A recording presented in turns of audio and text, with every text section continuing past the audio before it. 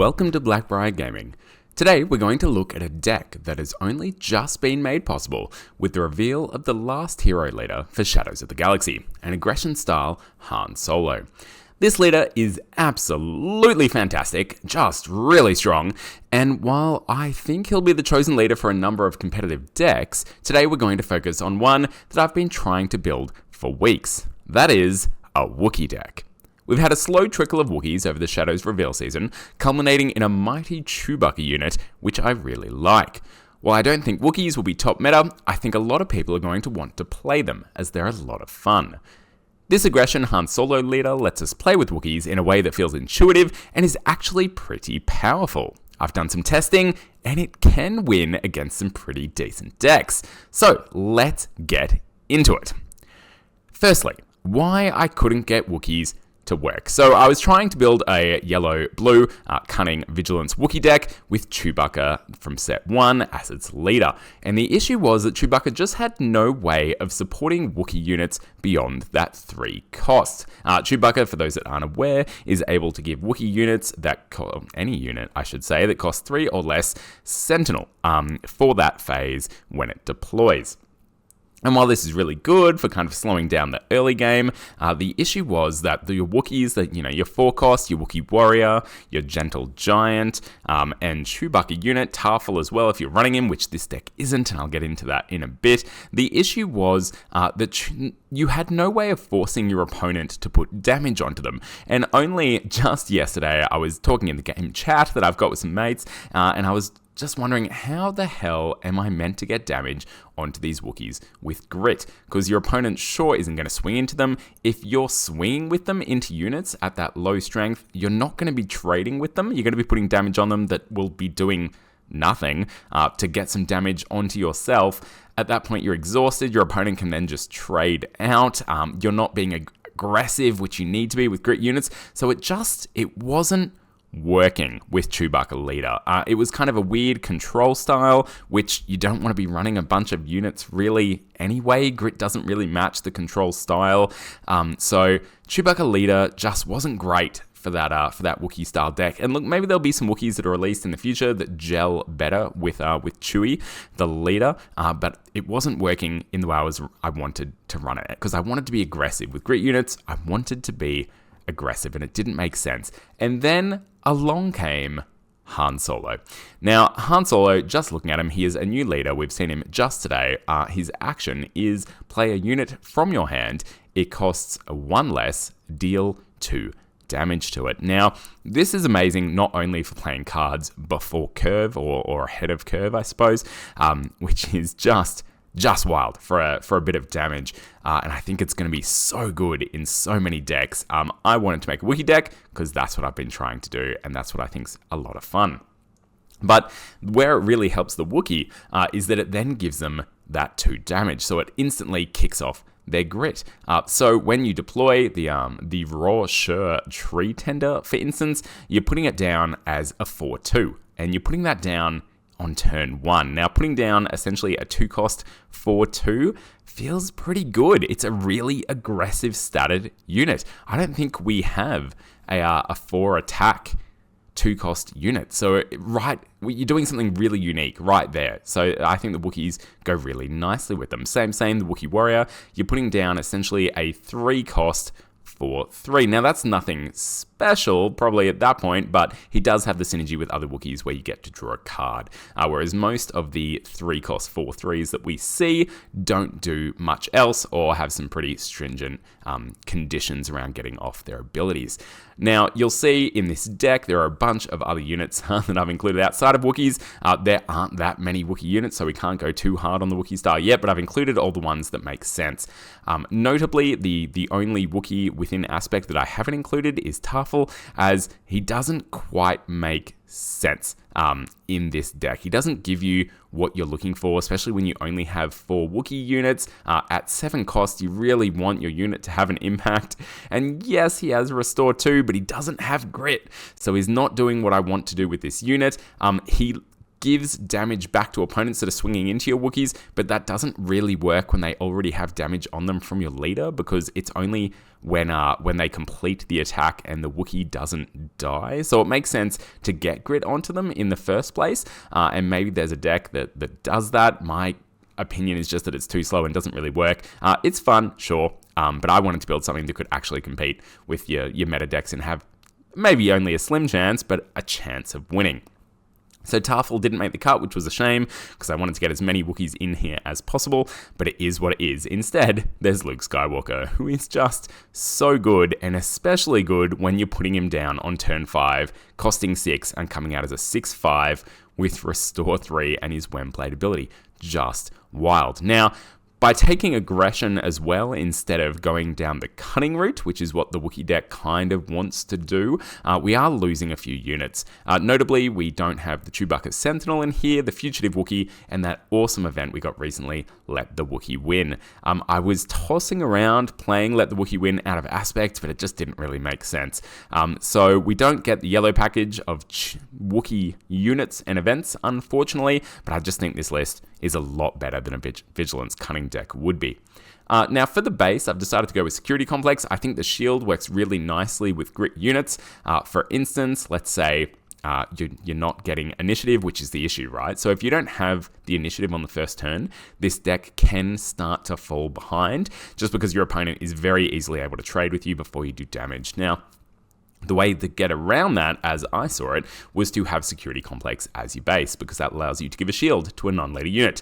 So turn 1, you would put down your Rosha Tree Tender. It's a 4/2. Pretty much anything trades with it, so you chuck down a cheeky shield. And that will then keep it around and make sure that you manage to get damage into base and can start to pick up the tempo and be aggressive and take the aggro play style there. Same. Any other turn 1 play, it makes a lot of sense to do it, or you might want to hold on to it for those later units, especially those with 6 health. So Poe and Wrecker are good examples here. They would go down to 4 health, which a lot trades into quite easily. So giving them a shield as well and sticking them around, being such powerful units, is definitely worthwhile in the mid to late game. All right, let's start to get into it. So as usual, I will go through the ground units, then the space units, then the events, and my one cheeky upgrade at the end there. So we'll start off with the ground units. You will notice very quickly that this doesn't look like normal decks. There is not a single 2-cost unit in this deck, because there just doesn't need to be. Now, I don't know if that's the optimal way to run Han Solo.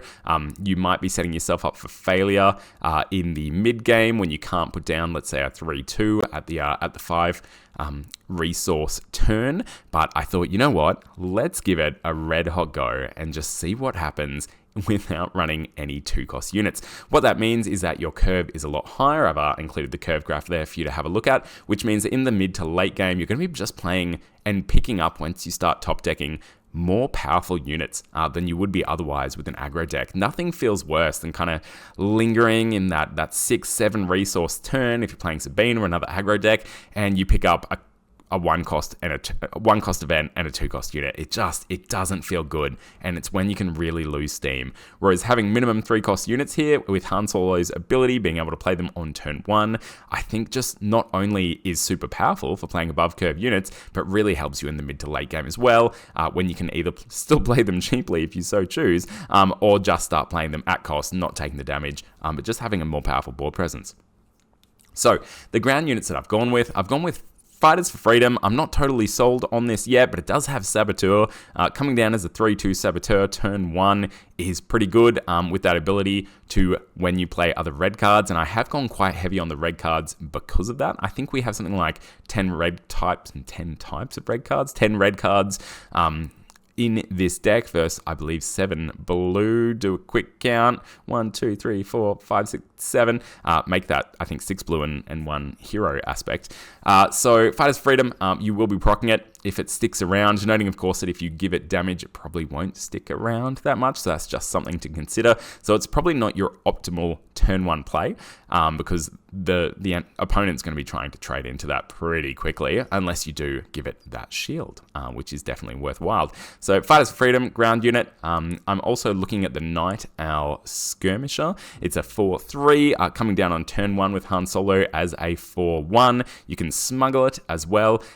Greedo is so popular as a 3/1, noting of course that he has his extra benefit of doing damage, but I figure a 4/1 it's gonna be pretty good as well. It's so aggressive. Yes, absolutely anything will take it out, but let's just go hard, right, and have some fun. You've got the Warshaw Tree Tender, which I've mentioned. Is that even how I say it? I think so. That I've mentioned a few times. That's coming down again as a 4/2. So all of your not all of, 2 of your first turn units there are coming down with 4 power, which just seems really good.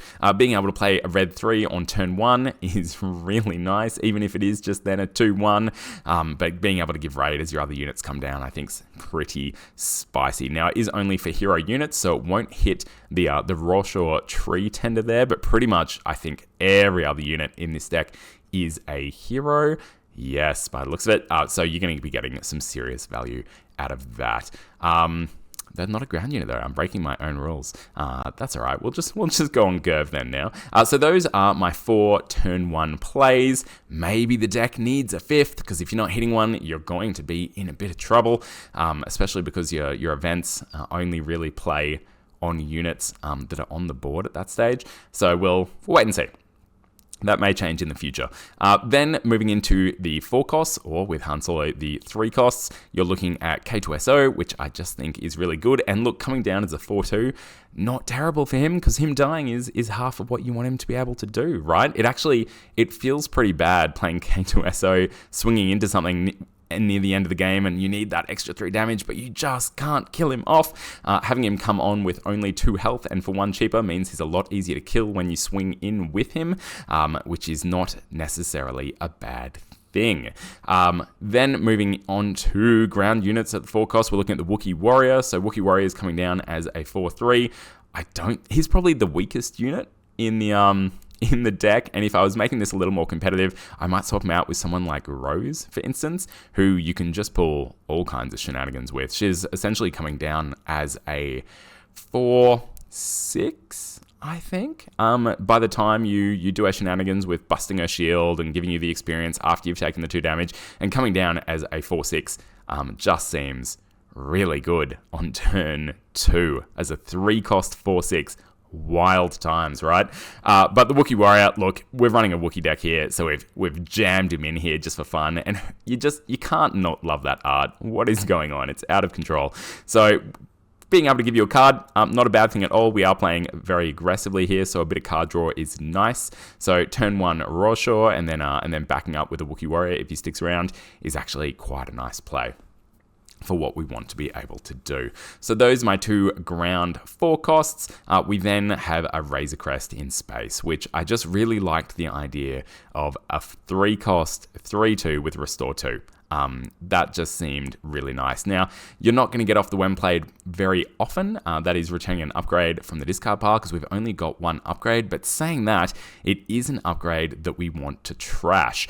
That is, defeat it by spending extra resources and doing a whole bunch of damage with it. So Razor Crest does actually work quite nicely with Heroic Resolve, but I'm getting ahead of myself. So those are my 4 costs. Moving into the 5 cost realm, we've got Rey in here. Now, Rey is a new legendary that we've seen over the last few days, and essentially what she does is on attack, she may heal 2 damage from a unit.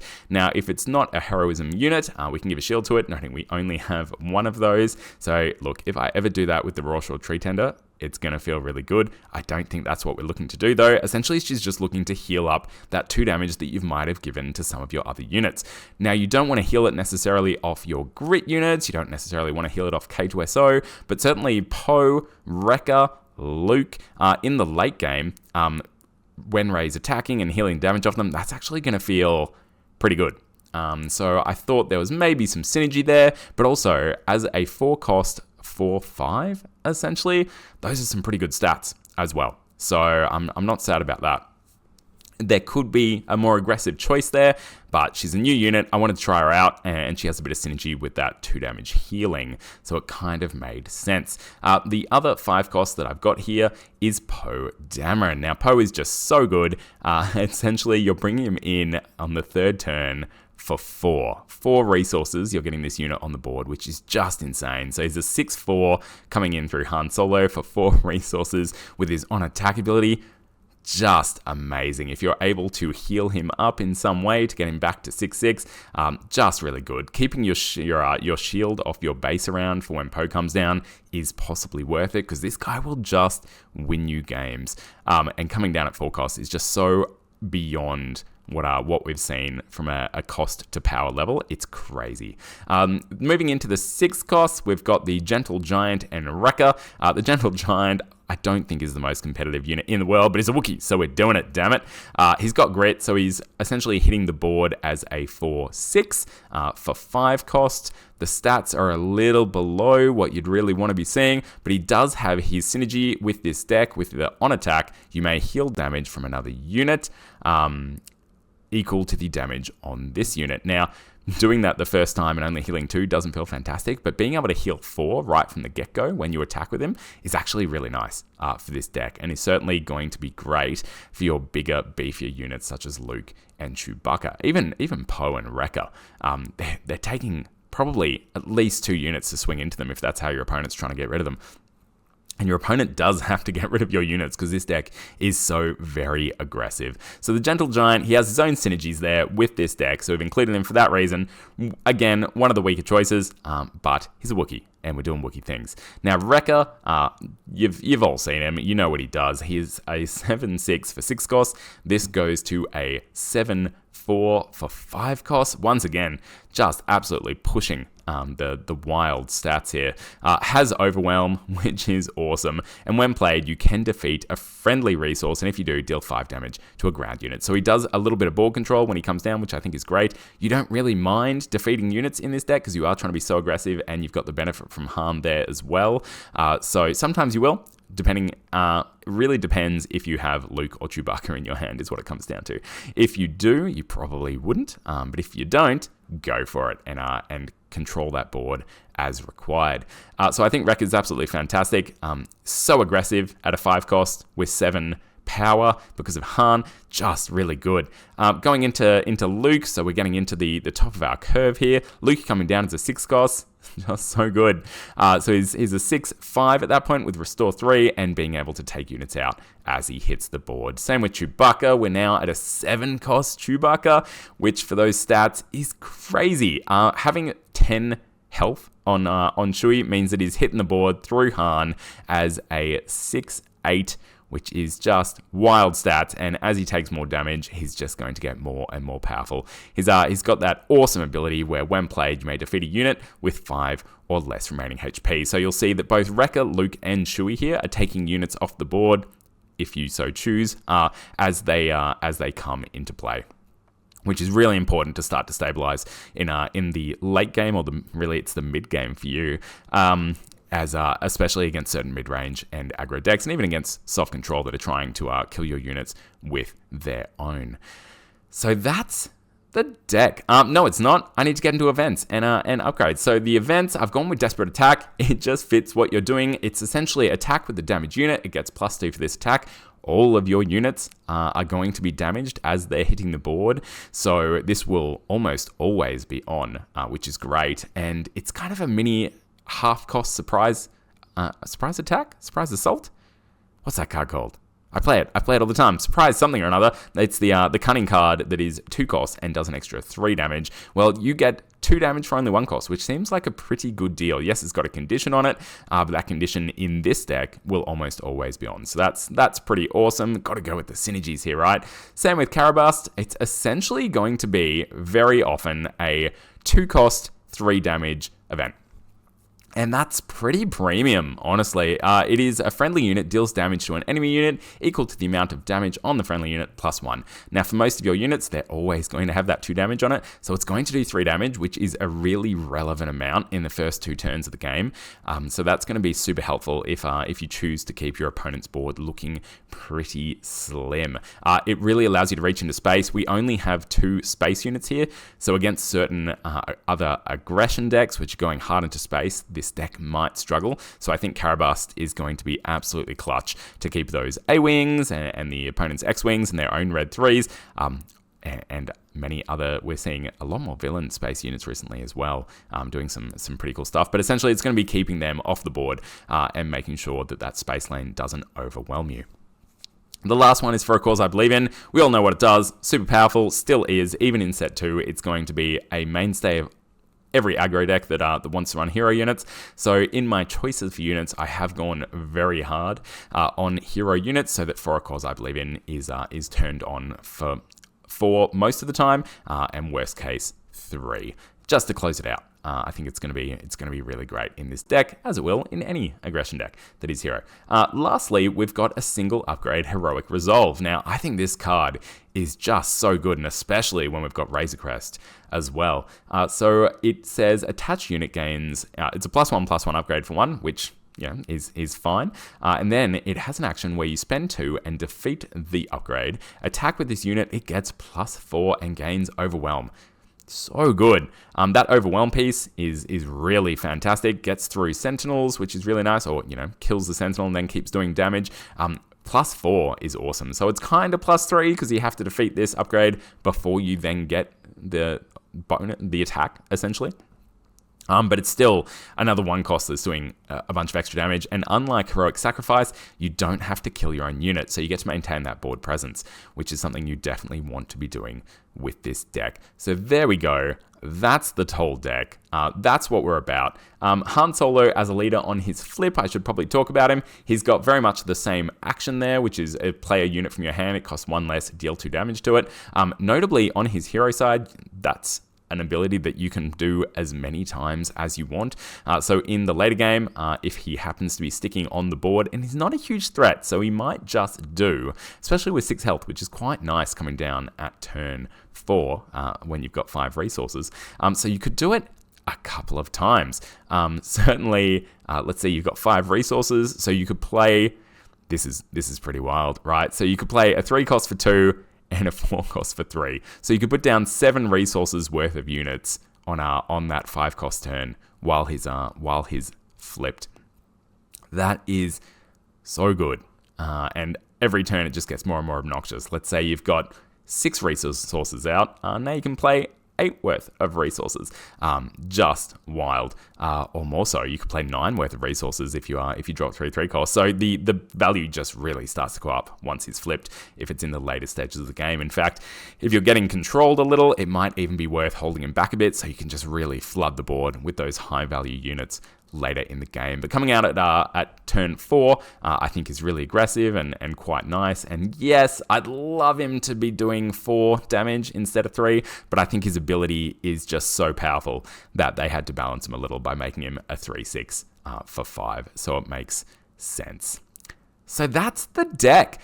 Is it the most competitive thing that's ever hit Star Wars Unlimited? No, I don't think so. Is it a valid way to run Wookiees and not feel terrible about it? Yes, I think we finally have a bit of a Wookie deck shaping up. Now, I've thrown this together pretty quickly. I've tested it a few times, but certainly it's early days. I only saw Han Solo about 3 hours ago. So certainly, if you have any other suggestions, put them down in the comments below. Ways of improving this deck, chuck them down there. Let me know. Let's together build the most powerful Wookie deck we can for aggression vigilance. And that brings us to the end of our Unlimited chats for today. Thank you so much for watching. My plan is to keep the Star Wars Unlimited content coming, so if you enjoyed this video, go on ahead and subscribe for more coming soon. Importantly, make sure to keep cracking those packs and getting unleashed for Unlimited.